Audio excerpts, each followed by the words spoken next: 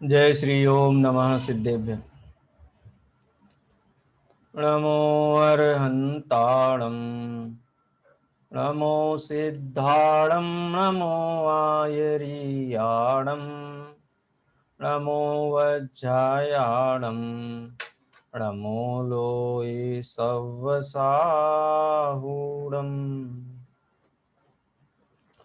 मंगलमय मंगलकरण वीतराग विज्ञान नमो ताहि जाते भये अरहंतादि महान।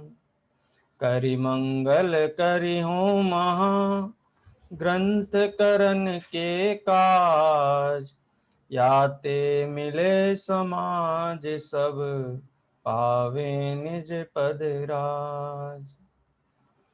इस भव तरु का मूल एक जानहु मिथ्या भाव ताको कर निर्मूल अब करिए मोक्ष उपाय।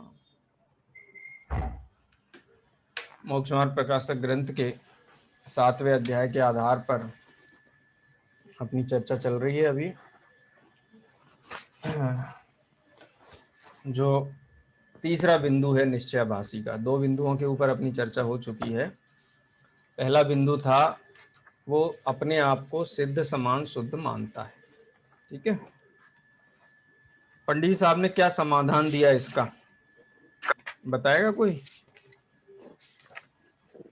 जी सर, जो शास्त्रों में सिद्ध समान आत्मा को शुद्ध कहा गया है वो द्रव्य दृष्टि से कहा गया, लेकिन ये जो निश्चयाभास है वो पर्याय अपेक्षा से भी अपने को सिद्ध समान शुद्ध मान लेता है, जबकि शास्त्रों में द्रव्य दृष्टि से कहा गया है। तो ऐसे ये अपेक्षा को तो नहीं समझता और अपने भ्रम से अपने आप को वैसा ही मान लेता है। उसमें आई थी ना एक गाथा, 26, 27, 28 गाथा चली थी समय सार में। टीका में एक गाथा का उल्लेख किया था, जे नए दिट्ठी विहीना, ये नए दृष्टि से विहीन है।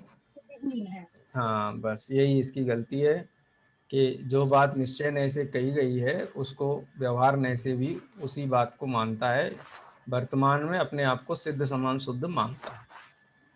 और उसका क्रिया रूप क्या होता है, तो वो किसी भी प्रकार के पाप से विरक्त नहीं है, उसके परिणामों में कोमलता नहीं है, पंच परमेष्टि का बहुमान नहीं है। ये भी एक दोष उसमें हो सकता है। वो ये सोचता है यही बहुमान है कि हमारे जैसे ही हैं, वो तो क्या है विशेष, जैसे हम शुद्ध हैं वैसे वो शुद्ध हैं, किसका बहुमान करें हैं? अपने आत्मा का ही बहुमान करेंगे तो सबका बहुमान हो जाएगा, ऐसा सोच करके वो निरुद्यमी है। जबकि भूमिका संसार की है। देखो, हम यदि संसार में हैं, दुखी हैं, आकुलता हो रही है, तो इसका मतलब ये समझना चाहिए कसाय हैं, सारे दोष विद्यमान हैं। यदि दोष नहीं होते तो हम मोक्ष में होते। सारे ही दोष हैं। जैसे हम भूमिका में हैं, उस भूमिका में जितने दोष संभव हैं सभी दोष हैं, इसीलिए इस भूमिका में हैं। यदि निर्दोष होते तो भूमिका भी निर्दोष होती, अरहंत सिद्ध की भूमिका होती, साधु परमिष्टि की भूमिका होती। तो ये बात बहुत स्पष्टता से समझना चाहिए। दूसरा बिंदु था अपना वर्तमान में केवल ज्ञान स्वभाव मानता है। केवल ज्ञान स्वभाव, केवल ज्ञान स्वभाव शब्द का प्रयोग तो हुआ है शास्त्र में, तो इसके संबंध में जो बिंदु थे वो कौन बताएगा? पहला बिंदु कौन सा था केवल ज्ञान स्वभाव में? बहुत क्लियर है, माने उसमें मैथमेटिक्स जैसा है, 2+2=4 जैसा है। हाँ बताइए। बताएं, हाँ, केवल ज्ञान पारिणामिक भाव नहीं है और जीव का जो स्वभाव है वो पारिणामिक भाव है और केवल ज्ञान छायक भाव है। हाँ, इसलिए पहला तो हेतु ये दिया था और फिर दूसरा हेतु ये दिया था कि जैसे स्वभाव की अपेक्षा तो उसे कह सकते हैं कि शक्ति होने की अपेक्षा तो उसमें है, शक्ति तो है उसमें केवल ज्ञान प्राप्त करने की, लेकिन व्यक्तता नहीं है अभी वर्तमान में उसके। ठीक है, शक्ति रूप है, एकदम स्पष्ट है।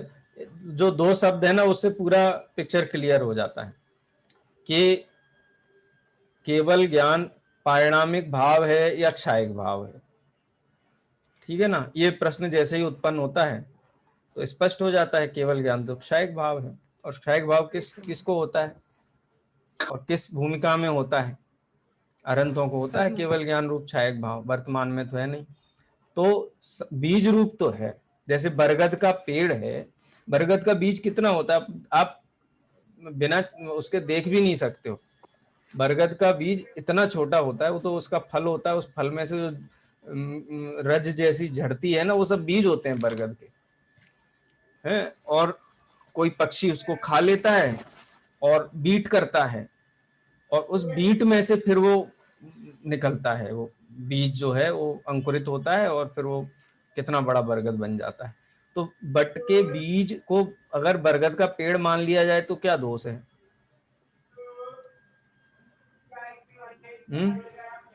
शक्ति है पर अभी व्यक्त नहीं है।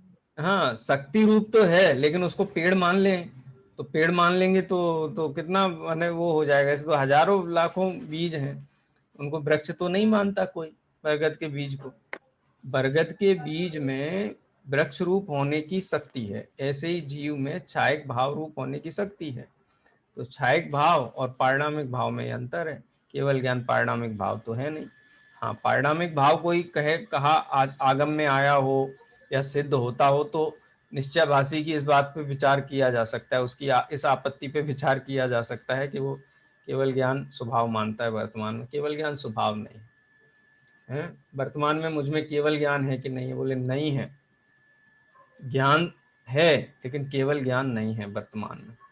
क्यों? क्योंकि वो क्षायक भाव है, और क्षायक भाव जो निमित्त है, निमित्त दूर होने पर ही होता है, निमित्त के सद्भाव में वो नहीं होता है।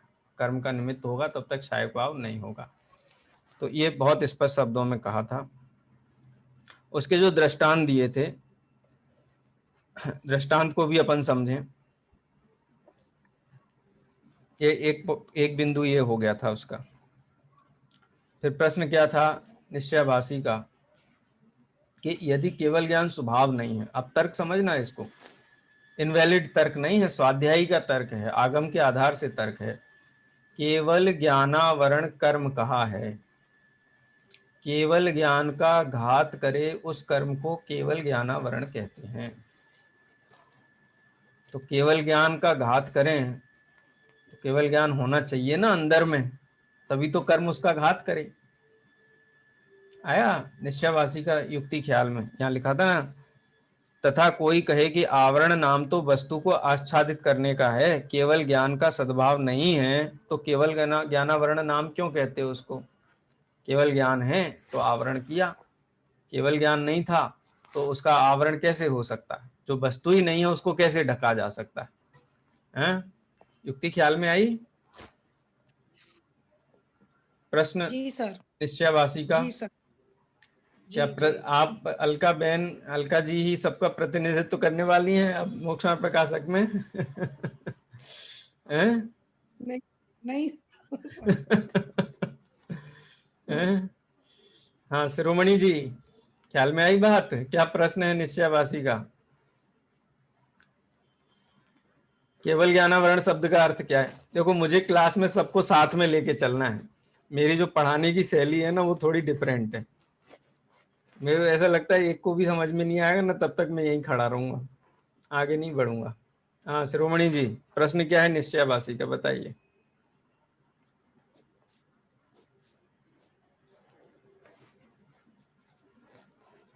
कक्षा में हैं? हाँ जी जी। हाँ, क्या कहता है निश्चयवासी जी? वो केवल ज्ञानावरण का कि आवरण, आवरण नाम तो वस्तु को आच्छादित करने का है। हाँ। तो केवल ज्ञान का सद्भाव नहीं है। तो इसको मतलब तो केवल ज्ञानावरण किस लिए कहते हो? देखो सुनना, आप ध्यान से सुनना। ये कई लोगों का प्रश्न होगा और इस प्रश्न को अभी थोड़ा इसका पेच जो है ना वो अभी खुल नहीं रहा है। पेच खोलते हैं अपन इसका, एक एग्जाम्पल से खोजते हैं कि सोने की अंगूठी है, उसके ऊपर कपड़ा डाल रखा है, तो कहेंगे ना कि सोने की अंगूठी को ढकने वाला कपड़ा। ठीक है, तो कपड़े के अंदर सोने की अंगूठी होगी तभी उसको कहेंगे सोने की अंगूठी को ढकने वाला कपड़ा। तो अंगूठी अंदर होनी चाहिए ना। तो ऐसे ही केवल ज्ञानावरण कर्म, तो निश्चयाभासी जीव ये कहता है शास्त्र में केवल ज्ञानावरण नाम क्यों दिया है कि केवल ज्ञान का घात करे। तो जिसका घात करे वो गुण भी तो वो केवल ज्ञान भी तो अंदर में होना चाहिए ना। जैसे सूर्य है और सूर्य को बादल ने ढका, ऐसे ही केवल ज्ञान है, उसको कर्म ने ढका। आया ख्याल में? अभी तो अपन जी प्रश्न आया की चर्चा कर रहे हैं, उत्तर की चर्चा, उत्तर पे आए नहीं है, खाली प्रश्न की चर्चा कर रहे हैं। ये युक्ति दी है निश्चयवासी जी ने। हाँ वो ये कहता है कि निश्चयवाद मुझमें हाँ वर्तमान में केवल निश्च- ज्ञान है और उस केवल ज्ञान को ढक रखा है केवल ज्ञानावरण ने। नहीं तो केवल ज्ञानावरण कैसे कहें हम उसको? केवल ज्ञानावरण तो तभी कहेंगे ना जब वो केवल ज्ञान अंदर में हो और उसको ढके, उसका घात करे। तो केवल ज्ञान ही नहीं है तो केवल ज्ञानावरण कर्म कैसे सिद्ध होगा? प्रश्न ख्याल में आ गया? जी दूसरे जी बिंदु सर। की चर्चा कर रहे हैं अपन ये। किसी को इस प्रश्न में कोई प्रश्न हो तो पूछो एक बार। निश्चयवासी का पहली युक्ति तो उसने जो दी थी केवल ज्ञान के संबंध में, और उसका उत्तर दिया था आचार्य ने कि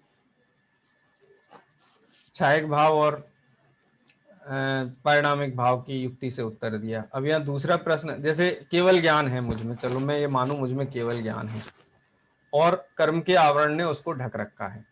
यदि अंदर में केवल ज्ञान है तो वो केवल ज्ञान कर्म के आवरण को भी जानेगा और कर्म के आवरण के अलावा जगत की जितनी वस्तुएं उनको भी जानेगा।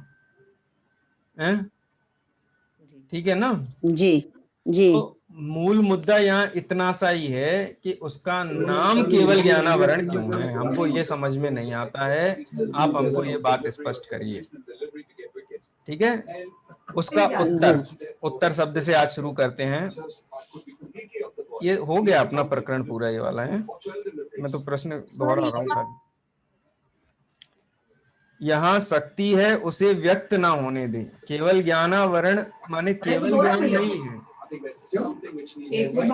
केवल ज्ञान रूप शक्ति है। उस शक्ति की अभिव्यक्ति ना होने दे, उसका नाम केवल ज्ञानावरण है। केवल ज्ञानावरण की बहुत बात करे। सर बहुत आवाज आ रही हैगी, बहुत डिस्टर्ब।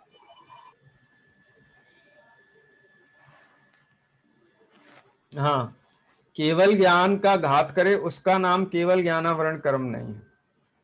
केवल ज्ञानावरण, केवल ज्ञान प्रकट होने की जो शक्ति है, उस शक्ति का घात करने वाला, केवल ज्ञान का घात नहीं करता केवल ज्ञानावरण, उस शक्ति का घात करता है जो जिस शक्ति से जिस शक्ति के प्रकट होने पर केवल ज्ञान होता है। ठीक है? देखो एक और इसके लिए उदाहरण मैं देता हूं।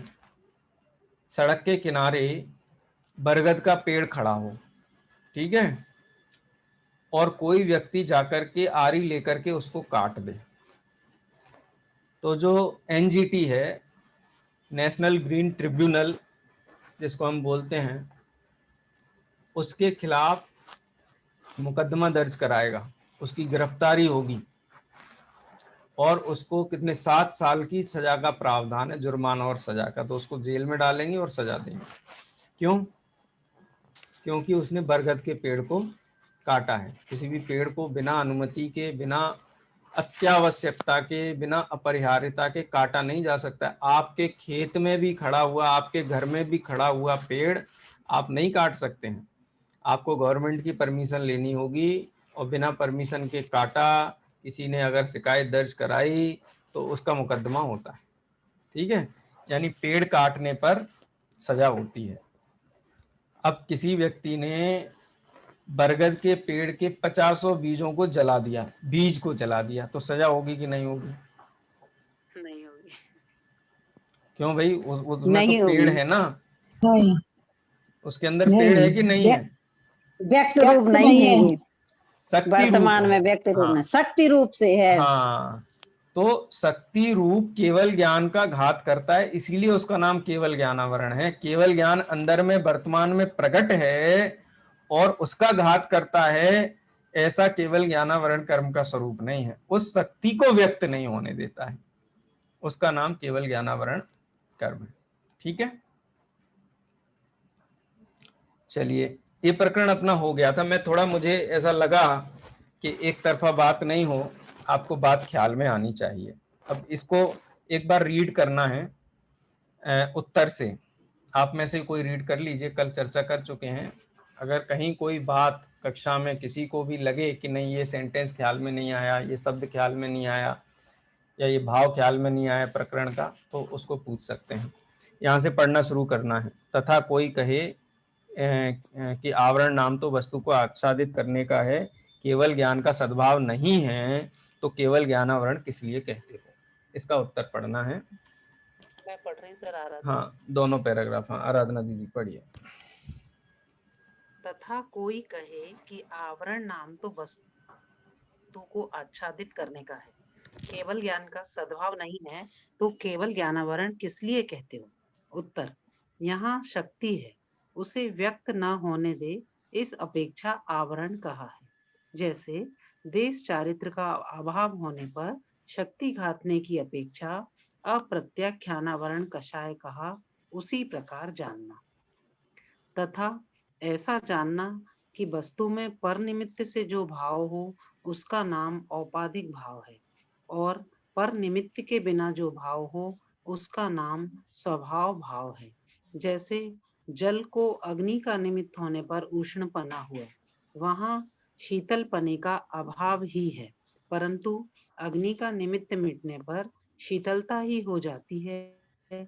इसलिए सदा काल जल का स्वभाव शीतल कहा जाता है, क्योंकि ऐसी शक्ति सदा पाई जाती है, और व्यक्त होने पर स्वभाव व्यक्त हुआ कहते हैं। कदाचित व्यक्त रूप होता है। उसी प्रकार आत्मा को कर्म का निमित्त होने पर अन्य रूप हुआ, वहां केवल ज्ञान का अभाव ही है, परंतु कर्म का निमित्त मिटने पर सर्वदा केवल ज्ञान हो जाता है। इसलिए सदा काल आत्मा का स्वभाव केवल ज्ञान कहा जाता है, क्योंकि ऐसी शक्ति सदा पाई जाती है। व्यक्त होने पर स्वभाव व्यक्त हुआ कहा जाता है। तथा जैसे शीतल स्वभाव के कारण उष्ण जल को शीतल मानकर पानादि करे तो जलना ही होगा, उसी प्रकार केवल ज्ञान स्वभाव के कारण अशुद्ध आत्मा को केवल ज्ञानी मानकर अनुभव करे तो दुखी होगा। इस प्रकार जो आत्मा का केवल ज्ञानादि रूप अनुभव करते हैं वे मिथ्या दृष्टि है, तथा रागादि भाव अपने को बस ये प्रकरण ये पूरा हो गया अपना। ये अब नया शुरू होगा। इसको मैं फिर से एक बार हाईलाइट आपको कर देता हूँ। केवल ज्ञान वाला जो प्रकरण है, कि पहला तो बिंदु ये उठाया था कि अपने को केवल ज्ञान आदि का सद्भाव मानते हैं वर्तमान में निश्चयभाषी जी, ठीक है, पहला ये था। तो उसका समाधान पंडित जी साहब ने कैसे किया? छायक भाव और पारिणामिक भाव का उल्लेख करते हुए। दूसरा कहता है, मतलब उसी बात को दूसरे प्रश्न के रूप में रखता है। दूसरा प्रश्न क्या है कि आत्मा के असंख्यात प्रदेशों में तो केवल ज्ञान विद्यमान है, लेकिन कर्माण शरीर के कारण, इसको मैं बहुत बिल्कुल डिसेक्शन कर रहा हूँ इसका बिल्कुल पोस्टमार्टम कर रहा हूँ, क्योंकि आपको शास्त्र की भाषा में आप अभ्यास नहीं होता ना उस भाषा का, इसलिए बहुत साधारण भाषा में मैं कह रहा हूँ कि आत्मा के असंख्यात प्रदेशों में क्या विद्यमान है? केवल ज्ञान विद्यमान है, और उन्हीं असंख्यात प्रदेशों में कारमान शरीर विद्यमान है। तो वो कारमान शरीर क्या करता है? ये निश्चयभाषी की तरफ से मैं कह रहा हूँ, निश्चयभाषी की तरफ से समझा रहा हूँ। निश्चयभाषी क्या कहता है यहाँ पे कि आत्मा के असंख्यात प्रदेशों में केवल ज्ञान विद्यमान है, लेकिन कारमान शरीर है ना, वो एक एक प्रदेश में जो परमाणु विद्यमान है कारमान शरीर के, और कारमान शरीर में भी ज्ञानावरण कर्म के जो परमाणु विद्यमान है, वो परमाणु उस केवल ज्ञान को काम नहीं करने देते, वो लोकालोक को नहीं जान पाता है। ऐसा प्रश्न था उसका। तो पंडित साहब ने क्या उत्तर दिया था उसका कि यदि केवल ज्ञान विद्यमान हो तो केवल ज्ञान उसको भी जाने, किसको? कारमान शरीर को भी जाने, और कारमान शरीर से परे अन्य वस्तुएं उनको भी जाने। ये पंडित जी साहब का उत्तर था मेघ पटल के दृष्टांत के माध्यम से, ठीक है, कि मेघ पटल को भी जाने और मेघ पटल के बाहर भी जाने।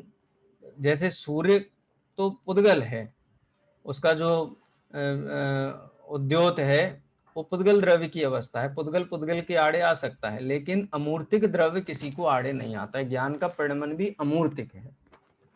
तो कर्म की परमाणुओं को भी जानेगा और लोकालोक को भी जानेगा यदि आत्मा के असंख्यात प्रदेशों में वर्तमान में केवल ज्ञान होगा। ये पहले केवल ज्ञान संबंधी बिंदु का स्पष्टीकरण है। इसी का पूरक प्रश्न है, माने इसमें दो मुख्य बिंदु हैं और एक पूरक बिंदु है। केवल ज्ञान का जो असंख्यात प्रदेशों में केवल ज्ञान विद्यमान है और कारमाण शरीर जो ज्ञानावरण रूप है वो उसका घात करता है, तो पंडित साहब ने कहा कि उसको भी जानेगा, परमाणु को भी जानेगा और बाहर लोकालोक को भी जानेगा यदि असंख्यात प्रदेशों में केवल ज्ञान होगा तो। इसका एक पूरक प्रश्न और है, सप्लीमेंट्री क्वेश्चन।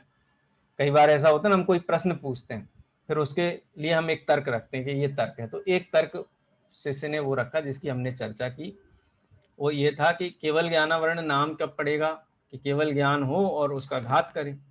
तो पंडित जी ने उसका समाधान दिया कि शक्ति रूप है, व्यक्ति रूप नहीं है, उस शक्ति का घात करता है। ठीक है, केवल ज्ञान का घात नहीं करता है, केवल ज्ञान रूप होने रूप जो शक्ति है उस शक्ति का घात करता है। तो शक्ति का घात करे और केवल ज्ञान का घात करे, इन दोनों में अंतर है। जैसे बरगद के पेड़ को काटने पे सजा होगी लेकिन बरगद के बीज को काटने पे सजा नहीं होगी। क्यों? क्योंकि बरगद के पेड़ के संबंध में नियम कायदे कानून हैं लेकिन बीज के संबंध में नहीं है। तो केवल ज्ञान हो फिर आवरण करे ये आवश्यक नहीं है। केवल ज्ञान रूप शक्ति को ही घात करता है, केवल ज्ञान का घात नहीं करता है केवल ज्ञानावरण। ये पूरक प्रश्न का उत्तर था और उदाहरण उसका एक और दिया जल के माध्यम से। जैसे वर्तमान में अग्नि के संयोग वाला जल है, तो जल शीतल है कि नहीं? कि हाँ, स्वभाव से तो शीतल है, शक्ति रूप से शीतल है, लेकिन शक्ति रूप से शीतल होने पर हम उसका स्पर्श करें तो क्या होगा? शक्ति रूप शीतलता मान करके तो पान आदि करें, माने उसको पिए गर्म पानी को, तो दाह होगा, जल जाएगा। जब तक ज्ञानावरण कर्म का निमित्त है तब तक वो शक्ति व्यक्त नहीं है। इसलिए निमित्त आदि की अपेक्षा से भी बात का स्पष्टीकरण किया। स्वयं को केवल ज्ञानादि रूप वर्तमान में अनुभव करते हैं, यही उनकी मिथ्या दृष्टि है, क्योंकि ये वस्तु का स्वरूप है नहीं। अब तीसरे बिंदु की चर्चा आज अपन लेते हैं। तथा रागादि भाव अपने को प्रत्यक्ष होने पर भी भ्रम से आत्मा को रागादि रहित मानते हैं। प्रत्यक्ष वर्तमान में है कि नहीं? रागादि प्रकट जे दुख देन तिन्हीं को सेवत गिनत चैन। अरे हमारा तो छोड़ो, कितने ही जीव सर्वार सिद्धि जो गए हैं, तो सर्वार सिद्धि भी ये तो अपन अभी पढ़ के आए ना, पुरुषा सिद्धि उपाय ग्रंथ में अभी पढ़ के आए हैं। ये नांसेन सुदृष्टि तेनांसेन से बंधनम नास्ति, ये नांसेन स्तु रागः तेनांसेन से बंधनम भवति। तो राग तो उनको भी कहा सर्वार सिद्धि जाने वाले जीवों को, और ये निश्चयवासी वर्तमान में ही अपने आप को राग से रहित मानता है। रागादि भाव अपने को प्रत्यक्ष होने पर, प्रत्यक्ष माने सामने दिखाई दे रहे हैं, भाई संसार है, संयोग है, कर्म है, कर्म का उदय है, घर गृहस्थी में लगा हुआ है, दुकान जाता है, सामग्री खरीदता है, व्यापार करता है, लोकाचार करता है, सब तो करता है और कहता है मैं रागादि से रहित हूँ। वर्तमान में कैसे संभव है बताओ?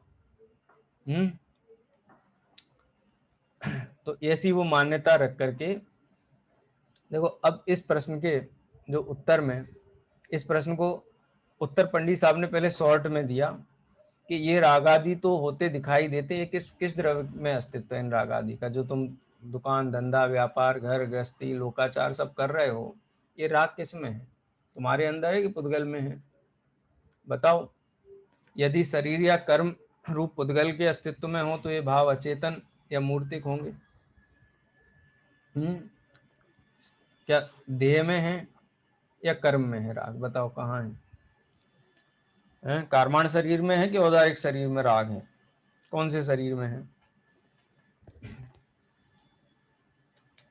दोनों में नहीं है। दोनों में शरीर ही में नहीं है। शरीर में ही नहीं है, न कारमाण शरीर में है और न औदारिक शरीर में। क्यों? औदारिक शरीर तो मृत कोई हो गया, तो औदारिक शरीर तो पड़ा हुआ है, तो उसको कुछ अच्छा बुरा लगे, इष्ट अनिष्ट बुद्धि हो तो उसको तो नहीं होती है।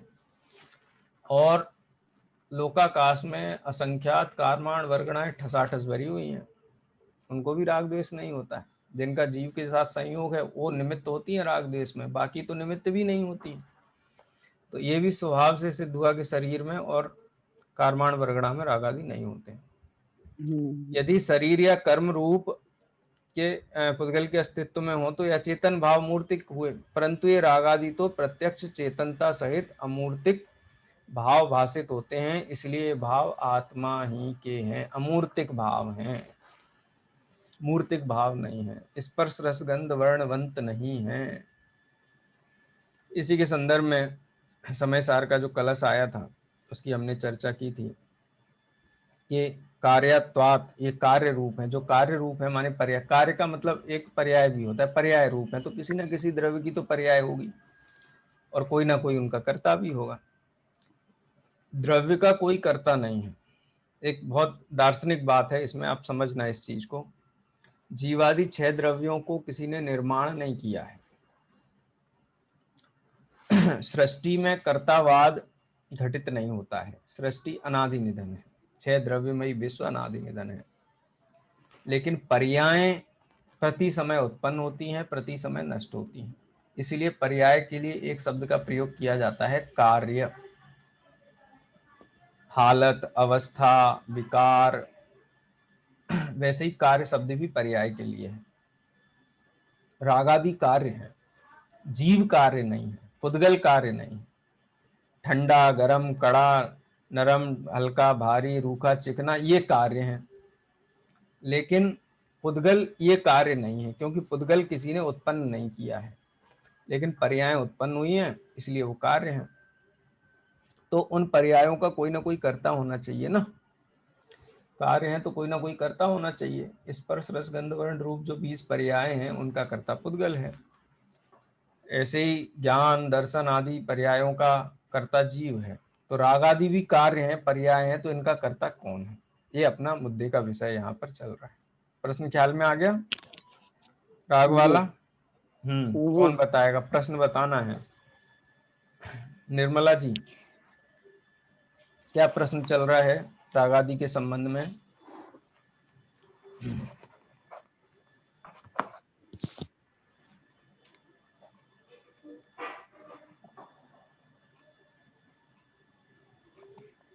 द्रव्य का कोई कर्ता नहीं है, लेकिन पर्याय तो प्रति समय उत्पन्न होती है और नष्ट होती है। तो जो पुद्गल की 20 पर्याय हैं उनका कर्ता तो पुद्गल ही है। और जो चेतन द्रव्य है उसका कर्ता चेतन द्रव्य नहीं, चेतन हाँ, द्रव्य का तो कर्ता कोई नहीं हो सकता क्योंकि द्रव्य अनादि निधन है। ठीक है, दर्शन।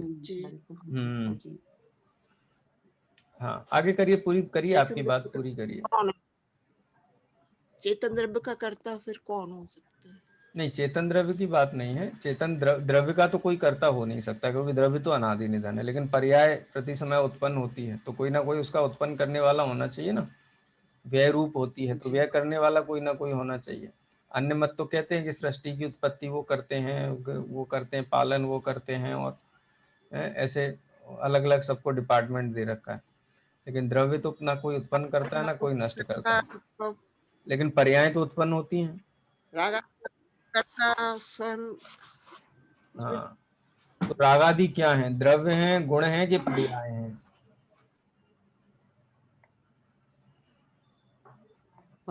ये भाव है। विवाह भाव है माने पर्याय हैं। रागादि विभाव, हाँ, किसी गुण की विकारी पर्याय है, किसी गुण की विभाविक पर्याय है, किसी गुण की विरुद्ध पर्याय है। ठीक है, विरुद्ध पर्याय है, गुण है उसकी विरुद्ध पर्याय है। देखो जैसे बर्फ होती है ना, बर्फ क्या करता है? शीतल करता है किसी चीज को। और आपने कभी सुना है बर्फ से जल गया? सुना है आपने? ड्राई आइस होती है ना, अगर ड्राई आइस हाथ पे रख लो ना 2-5 मिनट तो फपोला पड़ जाएगा वहां पे। तो उसका काम तो शीतलता प्रदान करना है, इसलिए उसने जला भी दिया, ये उसका विरुद्ध कार्य है। तो गुण में स्वभावभूत कार्य भी होता है और विभावभूत कार्य भी होता है। आत्मा में वैभाविकी शक्ति है, जो मिथ्या दृष्टि जीवों को, संसारी जीवों को व्यक्त है, उसके कारण गुणों की विरुद्ध कार्य भी होते हैं। विरुद्ध कार्य माने विकार भी होते हैं, विभाव भी होते हैं, भाव और विभाव भी होते हैं। तो विभाव पर्याय है ना, कार्य है ना।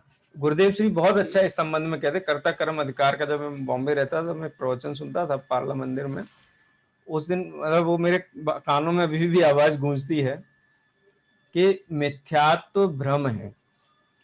क्या है? मिथ्यात्व भ्रम है, लेकिन भ्रम की सत्ता नहीं है, ऐसा नहीं है। भ्रम की सत्ता है, विकार की सत्ता है। वो गुरुदेव श्री के शब्द हैं। लोग कहते हैं निश्चयाभासी है, निश्चयाभासी है, ऐसा अर्थ उनके जैसे ही महापुरुष निकाल सकते हैं। और इतनी सूक्ष्मता, स्पष्टता के साथ गुरुदेव श्री का प्रवचन का सबसे बड़ी विशेषता यह है कि उनको ग्रंथों का, आचार्यों का, विद्वानों का अभिप्राय उनके चित्त में इतना स्पष्ट है कि इतनी सरलता से कह जाते हैं, और हम सोचते रहते हैं कि इतने सरल शब्दों में ये बात कैसे कह दी। 2-3 सेंटेंस बोले उन्होंने कि मिथ्या दर्शन, मिथ्यात्व ये भ्रम है। भ्रम है माने कि जो मिथ्यात्व का जो विषय है ना, वो वस्तु का स्वरूप नहीं, वो वस्तु स्वरूप का उल्टा सोचता है। लेकिन ऐसी सोच की सत्ता है, ऐसी सोच नहीं है, ऐसा विकार रूप पर्याय नहीं है, ऐसा नहीं कह सकते। वो विकार रूप पर्याय की सत्ता है। आया ख्याल में?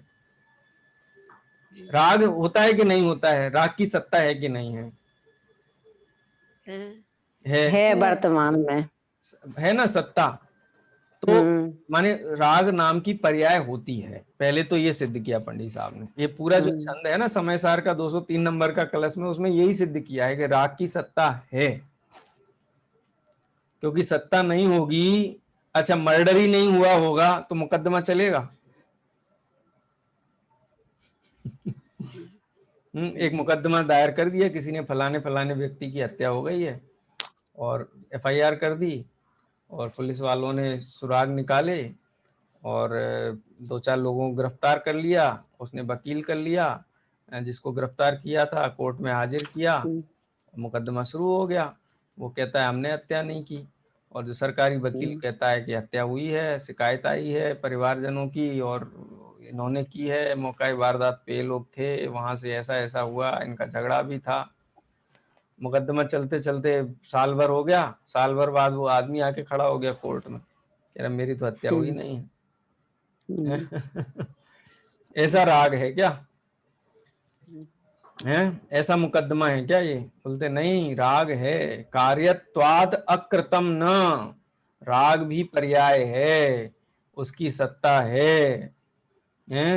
तज्जीव प्रकृत्योर्द्वयो, जीव और कर्म प्रकृति इन दोनों का भी कर्तव्य नहीं है। क्योंकि ऐसा हो तो अचेतन कर्म प्रकृति को भी उस भाव कर्म का फल सुख दुख का भोगना होगा, सो असंभव है। क्या कहते हैं कि हाँ अपराध तो है, चलो मान लिया हमने। वो मुकदमे का उदाहरण क्यों लिया था कि राग हत्या हुई नहीं है ऐसा मुकदमा नहीं, राग होता ही नहीं है, फिर अपन मुकदमा लड़ रहे हैं कि राग का कर्ता कौन है, वर्तमान में राग है या नहीं है। जैसा निश्चयाभासी कहता है राग तो है ही नहीं, राग की सत्ता ही नहीं। रागादि भाव अपने को प्रत्यक्ष होने पर भी भ्रम से आत्मा को रागादि रहित मानता है।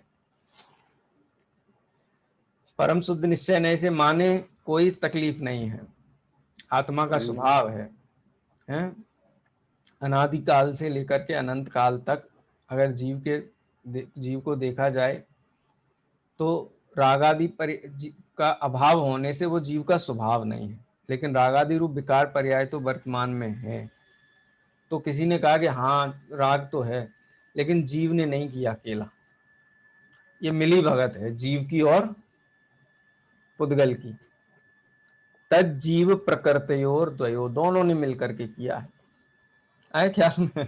पहली लाइन का अर्थ, राग किसने किया? जीव ने किया कि कर्म ने किया? कि जीव ने नहीं किया, जी कर्म ने किया है।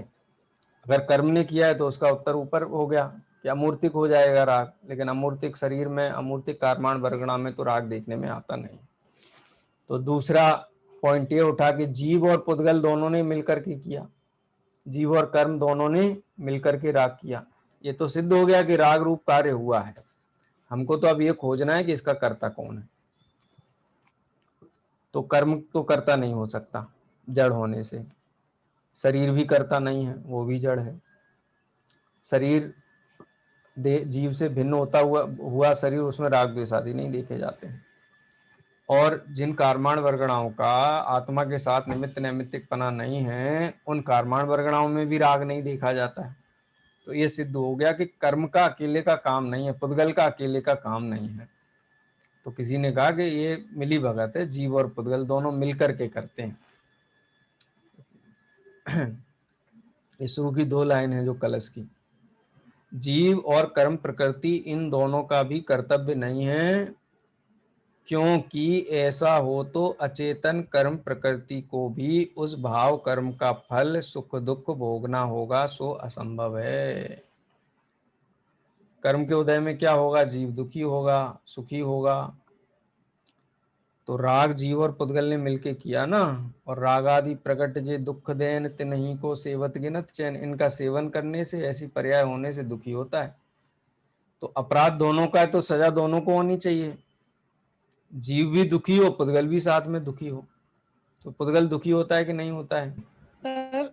सर ये पूछ रहे थे कि यहाँ पर वो लाइनें घटित हो जाएंगी ना, स्वयं किए जो कर्म शुभा सुफल निश्चयी वेदेते, करे आप फल दे अन्य तो स्वयं किए निष्फल होते। वो प्रकरण अलग है। वो वहां तो सृष्टिकर्ता का निषेध किया गया है कि मैं कर्मण्येवाधिकार अस्ते मा फलेषु कदा, फल देने वाला ईश्वर है, तुम तो कर्म किए जाओ। यहाँ प्रकरण यह है, पहला तो ये सिद्ध किया पंडित जी साहब ने कि कर्म की सत्ता है। अब दूसरा प्रकरण चल रहा है कि सत्ता है राग की, रागादि भावों की, तो उसका कर्ता कौन है? तो उसका कर्ता कहते हैं ना पुद्गल का है। समय सार की शैली है, उस समय सार की शैली के हिसाब से प्रश्न किया गया है, और ये लेंदी प्रश्न है, इसका काफी डिटेल में उत्तर आएगा। तो पहला बिंदु ये हुआ कि राग करता है, वो राग का कर्ता कर्म है या जड़ पुद्गल है, पुद्गल करता है। दूसरा ये हुआ कि जीव और पुद्गल ने मिल करके किया है। पहले बिंदु में तो कह दिया कि मूर्तिक शरीर या पुद्गल है, वो उसका कर्ता नहीं हो सकता है, ठीक है, क्योंकि अचेतन शरीर में और जिसका निमित्त नैमित्तिकपना नहीं है जीव के साथ में, जो बंध रूप नहीं है, ग्रहित अग्रहित और मिश्र 3 प्रकार की जो कार्माण वर्गणाएं होती हैं, तो अग्रहित कार्माण वर्गणाओं में भी नहीं देखा जाता है, क्योंकि यहाँ बंधी हुई कार्माण वर्गणा जो हैं और जीव दोनों का संयोग है, और उनमें राग आदि की उत्पत्ति देखी जाती है। लेकिन कार्माण वर्गणाओं में राग आदि स्पष्ट रूप से ही नहीं देखे जाते। इससे ये सिद्ध होता है कि राग कार्माण वर्गणाओं का कार्य भी नहीं है। अब दूसरा बिंदु ये था कि जीव और पुद्गल ने मिलके किया है, तो पंडित साहब कहते हैं कि अगर दोनों ने मिलके किया तो दोनों को सजा मिलनी चाहिए, दोनों को सुख दुख होने चाहिए। तो सुख दुख तो जीव को होते हैं, पुद्गल तो सुख दुख होते नहीं है। इसलिए पुद्गल किसी भी स्थिति में राग का करता नहीं। निश्चयवासी जीव को समझा रहे हैं ना, निश्चयवासी जीव कहता है मेरे में राग है ही नहीं, उसको समझा रहे हैं कि राग है। राग नहीं मानोगे वर्तमान में तो फिर कैसे, किसका पुरुषार्थ करोगे, किसका उद्यम करोगे, क्या फल मिलेगा? फिर तो संसार में ही सब जीव सुखी हैं, राग है ही नहीं, सिद्ध समान है, केवल ज्ञान, सब तो हो गया, सब तो रेडीमेड काम है। फिर संसार और मोक्ष अवस्था में डिफरेंस क्या है? दोनों में अंतर क्या रह जाएगा? ठीक है। तथा अकेली कर्म प्रकृति का भी यह कर्तव्य नहीं है, क्योंकि उसके अचेतनपना प्रकट है। ये है ना, तज्जीव प्रकृतयोर्द्वयोरज्ञायाः प्रकृतेः स्वकार्य फल भुग भावानुसंगात कृति, यानी चेतन में सुख दुख रूप जो भाव हैं उनको भोगने की प्रवृत्ति नहीं देखी जाती है, इसलिए दोनों ने मिलकर के किए ऐसा भी नहीं कहा जा सकता। ना एकस्याम प्रकृते रचितत्व, और ना अकेले प्रकृति शब्द का प्रयोग यहाँ कर्म के लिए किया है, कंफ्यूज नहीं होना उसमें, कि कर्म ने भी अकेले राग आदि भाव को नहीं किया, दोनों ने मिलके भी नहीं किया है, एक ने अकेला भी नहीं किया है।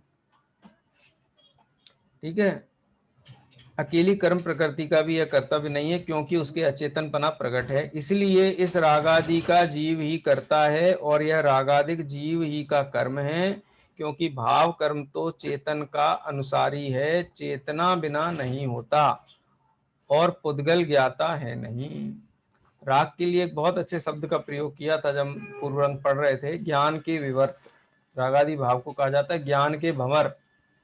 किसी वस्तु को देखा, उसमें इष्ट निष्ठ बुद्धि के भंवर उठ गए, तो उसको ज्ञान का विवर्त कहा गया है। माने चेतन जीव में ही रागादि भाव उत्पन्न हो सकते हैं, और जो संसारी जीव हैं, संसार की भूमिका में हैं, जिनको छायक ज्ञान छायक दर्शन प्रकट नहीं हुए हैं, उन सभी जीवों को 12वें गुण स्थान को आप थोड़ा छोड़ दीजिए, वो एक अलग स्थिति है।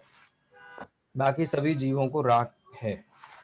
10वें गुण स्थान के अंत तक सूक्ष्म सांप्राय है। पहले गुण स्थान से लेकर के 10वें गुण स्थान तक राग की सत्ता है, और उस राग का कर्ता जीव है, क्योंकि उसका फल भी जीव को ही भोगना होता है, पुद्गल कोई उसका भोगता नहीं है। ठीक है, इस प्रकार रागादि भाव जीव के अस्तित्व में हैं। ये बात क्लियर हो गई। इन दोनों पैराग्राफ में क्या सिद्ध किया पंडित साहब ने कि राग का कर्ता जीव है। निश्चयवादी क्या जीव कहता है, है? जीव है, मुझ में है ही नहीं, राग मेरे में है ही नहीं है है। ही नहीं। क्योंकि है कहेगा तो कहेगा कि तुम करता हो, तो कहते है ही नहीं। तो पंडित साहब यहाँ से शुरू करते हैं, राग की सत्ता है और जीव ही उसका करता है। अब देखो आगे पढ़ते हैं। अब जो रागादि भावों का निमित्त कर्म ही को मानकर अपने को रागादिक का अकर्ता माने, तो कर्ता तो आप है, परंतु आपको निरुद्यमी होकर प्रमादी रहना है, इसलिए कर्म ही का दोष ठहराते हैं। सो यह दुखदायक भ्रम है। आए ख्याल में? कई बार क्या होता है, आपने देखा होगा, एक अपने यहाँ ऐसा प्रावधान था कि अगर किसी का रोड एक्सीडेंट हो जाता था और कोई वहां से सज्जन गुजरा, उसको लगा कि इस आदमी को ले जाके हॉस्पिटल ले जाएं, नहीं तो खून बहुत बह जाएगा, इसकी मृत्यु हो जाएगी। तो उपकार की दृष्टि से उसको लेकर के जाता था हॉस्पिटल में। अब एक्सीडेंट का केस कोई हॉस्पिटल लेता था तो पुलिस को फ़ोन करके ही लेते हैं, पुलिस को तत्काल फ़ोन करते हैं, क्योंकि एक्सीडेंट का केस है, अभी कुछ भी हुआ तो हॉस्पिटल की जिम्मेदारी है। ऐसा विधान है, माने ऐसा कानून है कि बताना है पुलिस को। तो पुलिस आ जाती है तो सबसे पहले, अब वो जो लेटा हुआ है स्ट्रेचर पे, उससे तो कुछ पूछ नहीं सकते, तो जो सज्जन लेके गया था उसको ही पकड़ लेते हैं कि भाई तुम आ जाओ, अब तुमने ही एक्सीडेंट किया होगा, तुमने ही मारा होगा। उसको थाने ले जाते, बेचारा वकील बुलाना पड़ता है जमानत के लिए, ये स्थिति होती थी। तो एक्सीडेंट हुआ, पास में खड़े थे, तो उसी के माथे बात आ गई। तो निश्चयवासी जीव क्या करता है कि एक्सीडेंट हुआ है ना, मत रुको भैया, उपकार मत करो। क्यों? क्योंकि रोकेंगे तो क्या होगा? पुलिस वाला पकड़ ले जाएगा, अपना खर्चा होगा जेब से। अब तो खैर कानून बदल गया है, पुलिस बदली है, कितनी उसका माइंडसेट बदला है वो मुझे नहीं पता है, रवैया बदला है, लेकिन कानून तो बदल गया। 3, 4, 5 साल हो गए कि कोई भी अगर एक्सीडेंट हुआ है रोड के किनारे, उसको अगर हॉस्पिटलाइज करते हैं तो लाने वाले व्यक्ति से प्राइमा फेसी कोई भी पूछताछ इस जाति की नहीं की जाएगी। हाँ, कुछ साक्ष्य मिले तो की जा सकती है, नहीं तो उसको किसी भी प्रकार से पूछताछ नहीं की जाएगी। वो कानून बदल गया अभी। तो निश्चयवासी जीव क्या करता है, एक्सीडेंट देखा ना तो निकल जाता है बगल में से, नहीं करता है। क्यों? क्योंकि इसको लेके जाएंगे तो फिर माथापच्ची होगी बेमतलब की। तो रागादि भाव का मैं करता हूँ या रागादि भाव की सत्ता मेरे में है ऐसा मानेगा, तो फिर रागादि भाव का अभाव करने के लिए उद्यम करना पड़ेगा। लेकिन ये तो निरुद्यमी है, ये तो भ्रम से अपने आप को भ्रम से सुखी मानता है। सुखी है नहीं, दुखी है, महा दुखी है।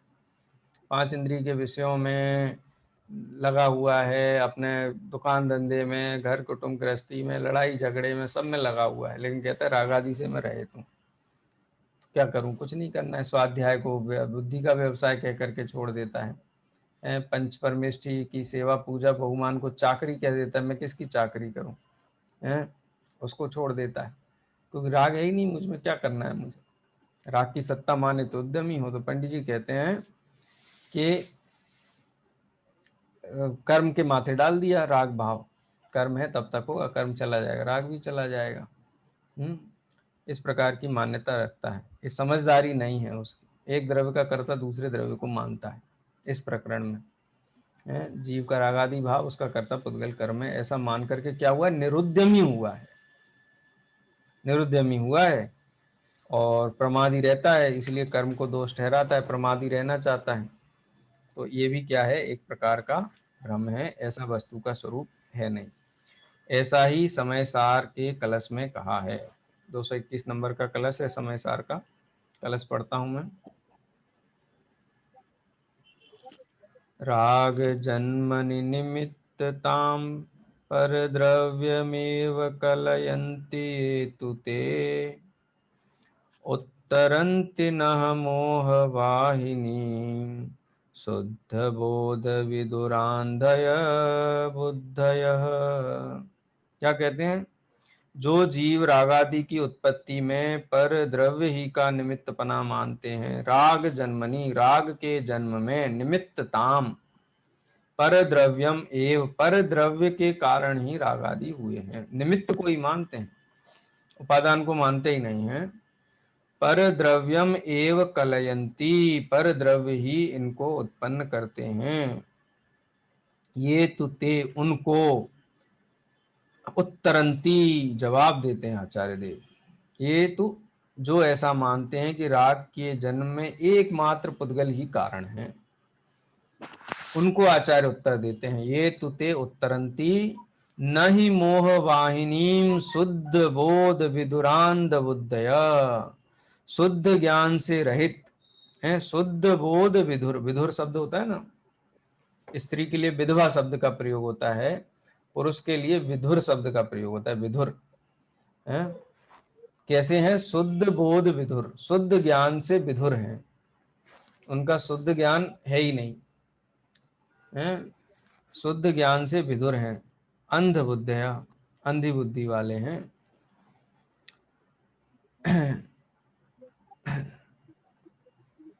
न ही मोह वाहिनी उत्तरंती है, वो कभी मोह से पार नहीं हो पाते, मोह का कभी अभाव नहीं कर पाते, क्योंकि बीमारी अंदर में कैंसर हो गया होगा, कहे है ही नहीं हमको, तो है ही नहीं, है ही नहीं, है ही नहीं, क्या होगा फिर, इलाज ही नहीं करवाएगा।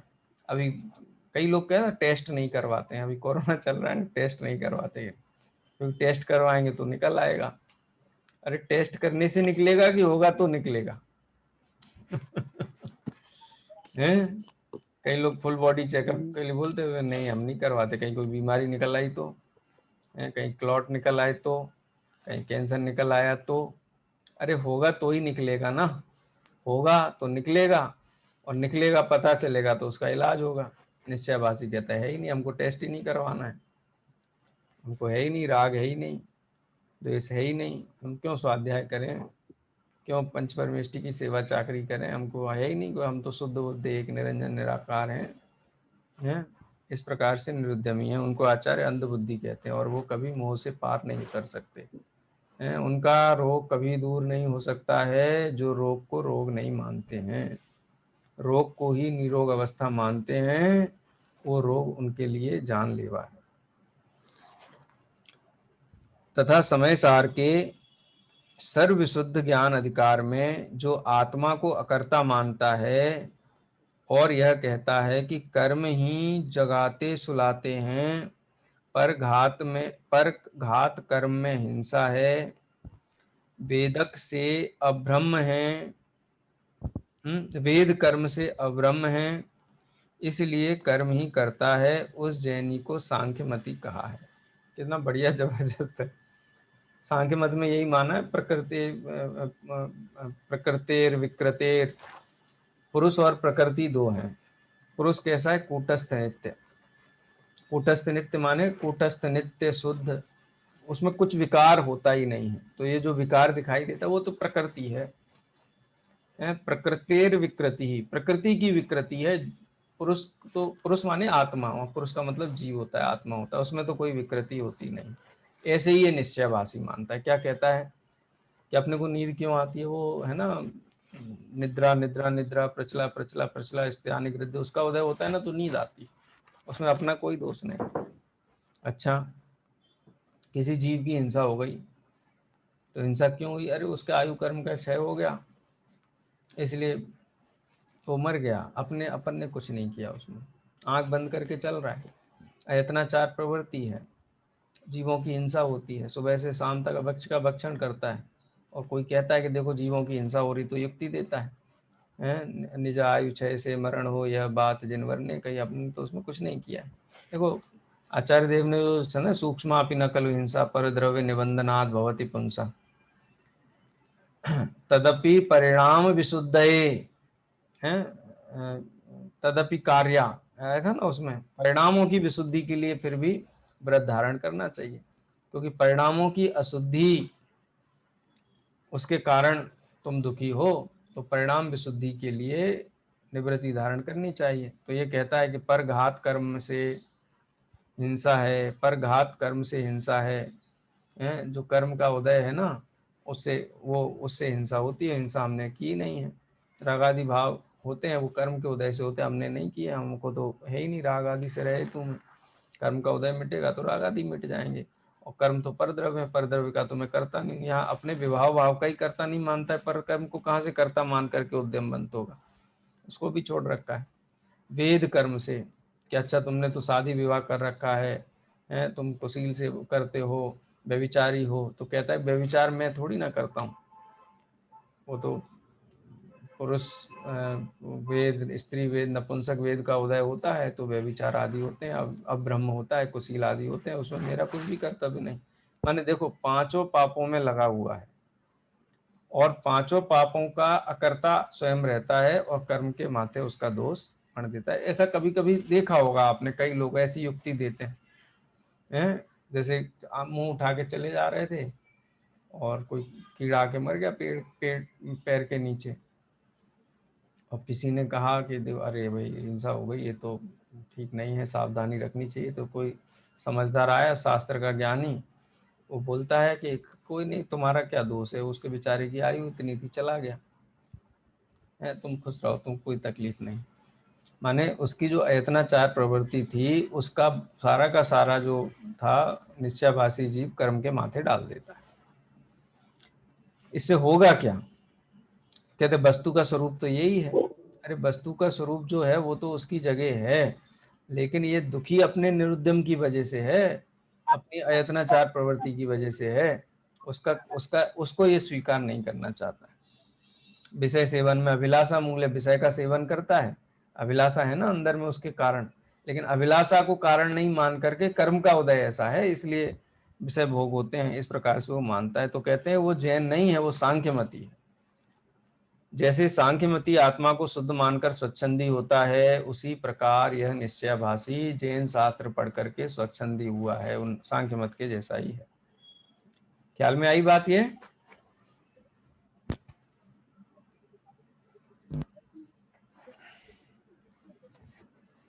आवाज पहुंच रही है कि नहीं मेरी? जी सर, आ रही है। मैं इतना डिटेल कर रहा हूँ, बात ख्याल में आ रही है? नहीं तो मैं फिर आगे बढ़ूँ। जी आ रही है सर। एक निश्चय भाषी का प्रकरण क्या ये यूनिक है मोक्षार प्रकाशक का, सब जगह आपको सुनने पढ़ने को नहीं मिलेगा। इसकी युक्तियां भी नहीं बैठती हैं, क्योंकि पूर्व पक्ष समझ में नहीं आता है तो उत्तर पक्ष कैसे समझ में आएगा? आप एक बात मान के चलो, निश्चयभाषी जीव के जीवन में किसी भी प्रकार का सदाचार नहीं होता है, ठीक है? कोई त्याग वृत्ति, तप वृत्ति, कोई वृत्ति, वो सबको बेकार, उसको ऐसा लगता है ये मूर्खता ही है। ये सवेरे से मंदिर पहुंच जाना, अभिषेक करते क्यों करते भैया, काय को पूजा में, काय को स्वाध्याय में माथा मारते भाई, वो ऐसा कहता है। 5 इंद्रिय के विषयों को सेवन करेगा, कोई टोके उसको कि भाई ऐसा क्यों करते हो, तो कहेगा भाई कर्म का उदय, मैं क्या करूँ उसमें, है बांधे हुए पुण्य का कर्म है, महल सब अटारी सब बढ़िया एकदम सोना चांदी विषय भोग सब है, तो मैं क्या करूँ, कर्म का उदय है। कि भोगते तो तुम हो, अरे मैं कहाँ भोगता हूँ, घातिया कर्म का उदय है, चारित्र मोनी कर्म का उदय है। तो सारा का सारा, कई लोग होते हैं ना कि जो भी दोष हैं वो दूसरे के माथे पे डाल करके और स्वयं निश्चिंत रहते हैं। निश्चयभाषी जीव का जीवन वैसा ही होता है। निश्चयभाषी बहुत दुर्लभ हैं, मिलेंगे नहीं आपको ढूंढने से, क्योंकि परद्रव्य के कर्तापने की बुद्धि वाले जो जीव है ना, एकांत वाले ज्यादा हैं, उनको कुछ करने में शांति मिलती है। मंदिर जाते हैं, हाँ कुछ किया है, फिर वंदना करके आए तो कुछ किया, तीर्थंकर वो तीर्थ क्षेत्र पे गए, सिद्ध समय शिखर की वंदना, हाँ अब कुछ धर्म हो। इस वृत्ति के जीव ज्यादा है संसार में। निश्चयभाषी वृत्ति समझना ही मुश्किल, उसको साइकोलॉजिकल प्रॉब्लम हो जाती है एक तरीके से। चलिए, तथा इस श्रद्धान से यह दोष हुआ कि रागादिक को अपना नहीं जाना, अपने को अकर्ता माना, तब रागादिक होने का भय नहीं रहा। संसार से विषय भोगों से भयभीत होकर के जीव संसार विषय भोगों का त्याग करते। ये कहता है ही नहीं मेरे, मैं त्याग कैसे करूं? राग है ही नहीं, ये तो कर्म के कारण है, मैं क्या करूं? ऐसा करके निरुद्यमी हुआ है। जब उसको स्वीकार करे, रोग को रोग स्वीकार करे तो इलाज करवाएगा ना। शरीर में कैंसर हो गया, कहता है ही नहीं, है ही नहीं, रिपोर्ट में दिखता है, वो रिपोर्ट में है ना, मेरे में थोड़ी ना, कागज में है, एक्सरे में दिखता है, ये बायोप्सी के पेपर में है, मुझ में तो है ही नहीं। मतलब किसी को कैंसर डिटेक्ट हुआ हो तो उसका किसके माथे डाले उसका दोष? मशीन के माथे। ये मशीन दिखाती है, ये मशीन में है, मुझ में नहीं। ऐसा निश्चयवासी की वृत्ति। कर्म की जो मशीनरी है ना, सारे विकार उसमें है, मुझ में कोई विकार नहीं। व्यभिचार जीवन में है तो कर्म का उदय है, कर्म का उदय नहीं होगा उस जाति को, कैसे व्यभिचार हो ही नहीं सकता है। ऐसा मान करके निर्दमी हुआ है। उसको पंडित जी कहते हैं कि उसकी क्या होगी स्थिति, कि इस श्रद्धान से यह दोष हुआ कि रागादि को अपना नहीं जाना। कैंसर जो रोग हुआ वो अपने को हुआ है, अपना रोग है, अपनी अवस्था है, अपने को मृत्यु की सैया तक लेके जाएगा, ये अपने को कष्ट पीड़ा पहुंचाएगा। अपने को अकर्ता माना, तथा रागादिक होने का भय, इससे क्या भय नहीं रहा उसका, और भय नहीं रहा तथा रागादिक को मिटाने का उपाय करना नहीं रहा। वो उसको मिटाने का उद्यम कैसे करेगा? जो उद्यम होना चाहिए, जो पुरुषार्थ होना चाहिए रागादि को मिटाने का, वो कैसे करेगा? रोग ही स्वीकार नहीं करेगा तो कैसे उसका इलाज स्वीकार करेगा? फिर क्या करेगा? स्वच्छंद होकर खोटे कर्मों का बंद करके अनंत संसार में रुलता है। ये तो जब तक बुद्धि मिली है तब तक ये कुतर्क चलते हैं। मोक्ष तो जाएगा नहीं, कहाँ जाएगा? एक इंद्री दो इंद्री में जाएगा तो कुतर्क करने की बुद्धि भी नष्ट हो जाएगी।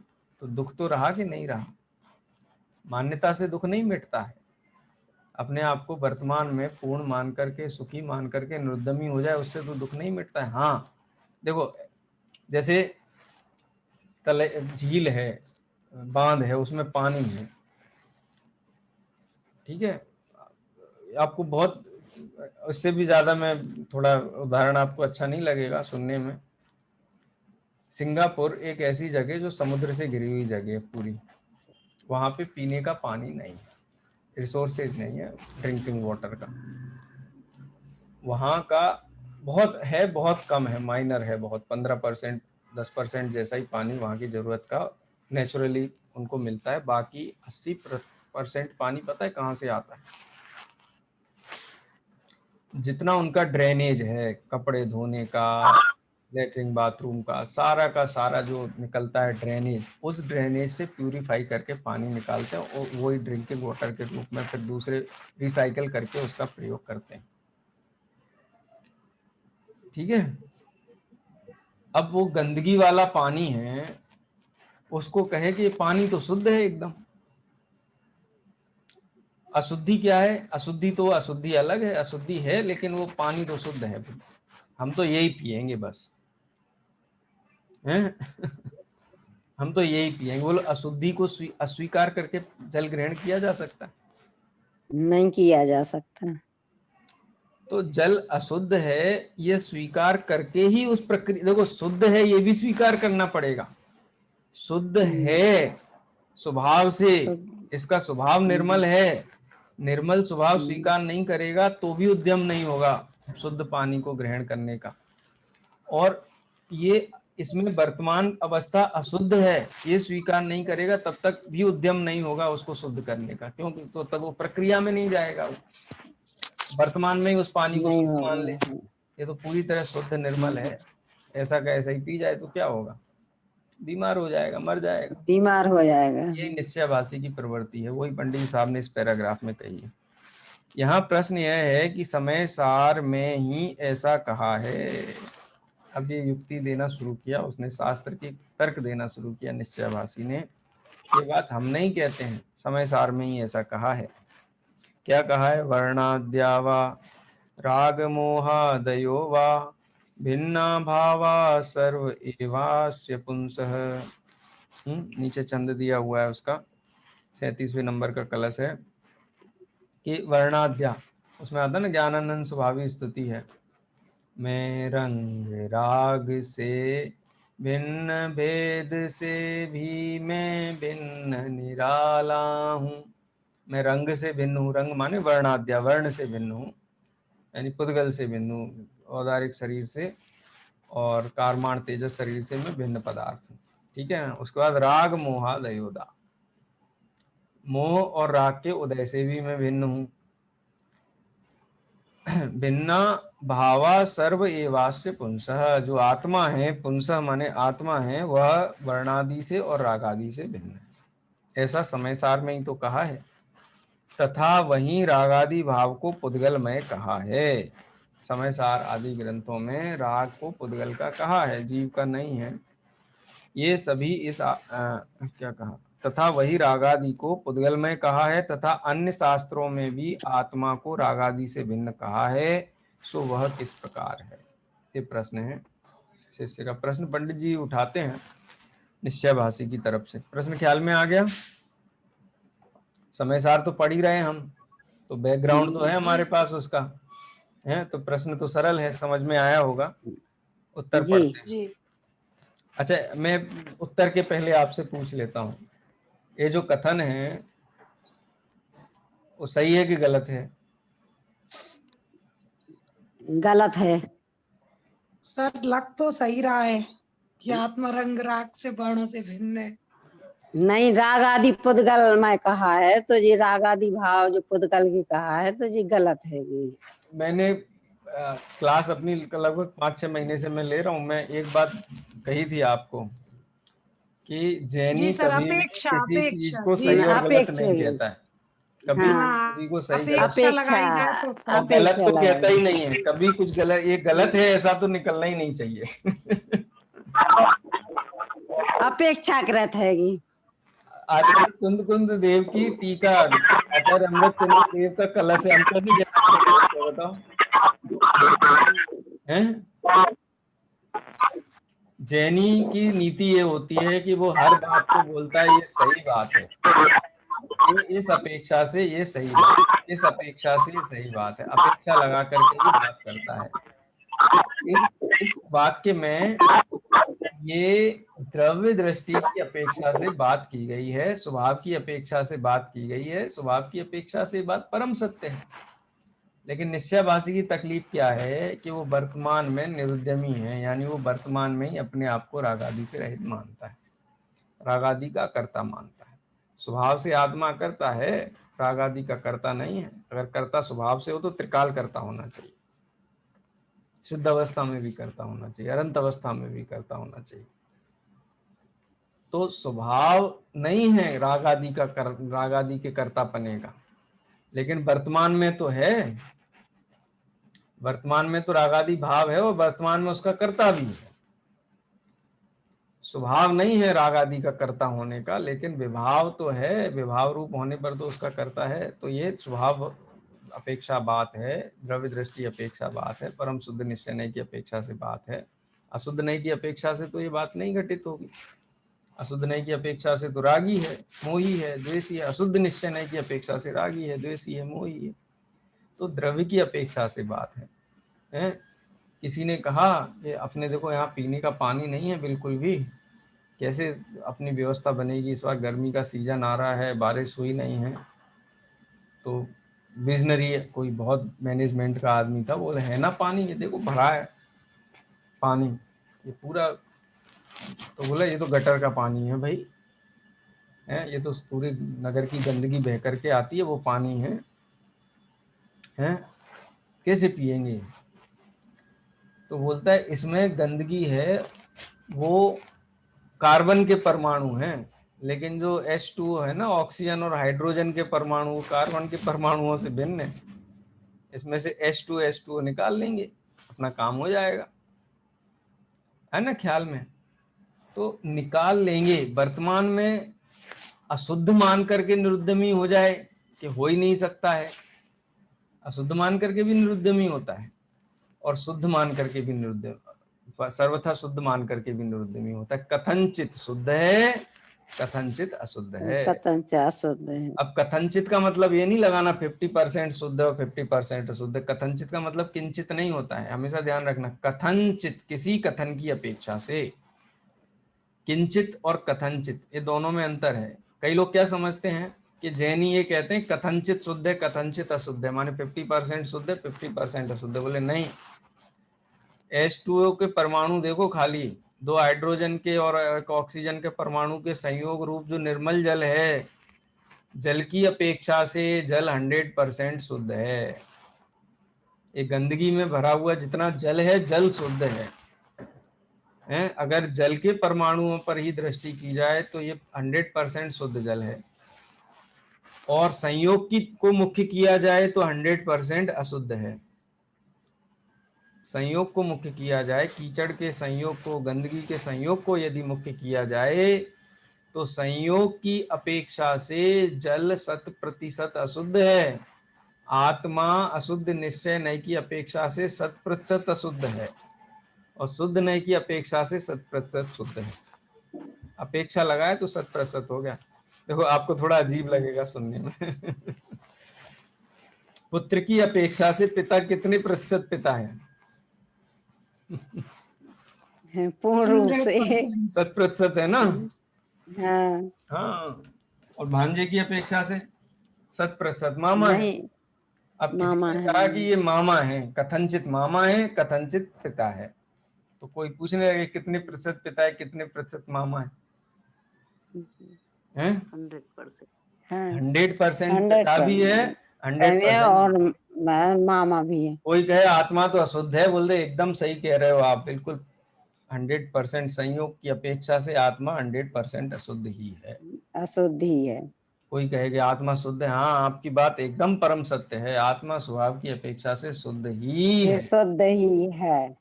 कितने? अरे 100%, आपकी बात बिल्कुल 100% सत्य है, 1% भी उसमें कहीं कोई शक की गुंजाइश नहीं।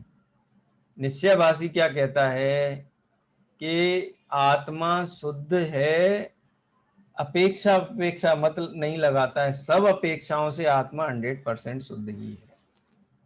व्यवहार नय, वो व्यवहार नय को मानता ही नहीं है, संयोग की सत्ता को। ये पूरा वाद विवाद तो ऐसे ही चल रहा है ना कि सत्ता है ही नहीं, संयोग है ही नहीं, करता हूं ही नहीं राग का, किसी भी अपेक्षा से नहीं हूं, इसलिए यहाँ पर ये प्रश्न है। उत्तर अपन कल पढ़ेंगे, समय आज काफी हो गया है, विराम लेते हैं यहीं। ज्यादा डिटेलिंग हो रही है क्या? थोड़ा शॉर्ट करूं क्या, फास्ट करूं? नहीं सर, बहुत अच्छा लग रहा है। नहीं सर, हाँ नहीं सर, बहुत अच्छे से समझ आ रहा। समझ में तो बहुत अच्छा आ रहा सर, पर बोल नहीं पाते हैं ना। अच्छा हाँ, समझने में तो बहुत ही अच्छा आ रहा है ये, पर थोड़ा सा बोलने में नहीं, बोलते नहीं है। थोड़ा अब बोलने में उतना अच्छा आता नहीं है, उतना अच्छा से बोलने में, पर समझने में बहुत अच्छा आ रहा है ये। ट्रैक खाली आपको ख्याल में आ जाए ना, इसका क्या ट्रैक है निश्चय भाषी का, फिर अपन थोड़ा स्पीड बढ़ा सकते हैं आपको समझ में। माने अभी क्या है कि एकदम से नया प्रकरण चल रहा है, आपको लग रहा होगा अभी तक तो हम यही पढ़ रहे थे कि आत्मा शुद्ध है, एक है, अखंड है, ऐसी दृष्टि हो और तो ही जीव को धर्म हो सकता है। और निश्चयभाषी का क्या अपराध है, वो तो एकदम बिल्कुल लठ लेकर के खड़ा हुआ है, हम तो यही मानेंगे, इसके अलावा कुछ मानेंगे ही नहीं, इसके अलावा कुछ नहीं मानेंगे, ये उसकी भूल है, क्योंकि इसके अलावा भी वस्तु का स्वरूप है ना।